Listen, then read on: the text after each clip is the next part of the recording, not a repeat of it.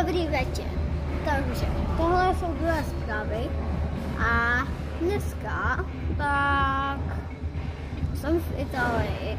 Jak se to říká? Rimini a hodně se tady bavím.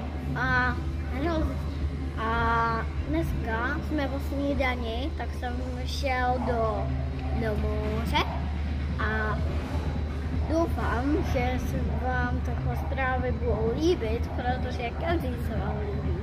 Že jo, tak já vám dneska řeknu hodně důležité zprávy. Někdy třeba bude bouřka, to teďka nevíme. A dneska je slunečno. Takže.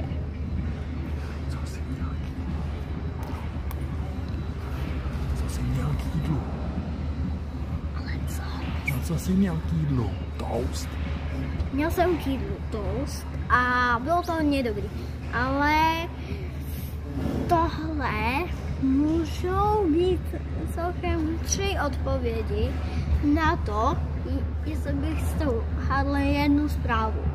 Takže první věc je to, že možná dneska bude bouře, za druhý možná bude polojasno a za třetí možná furt bude slunečno.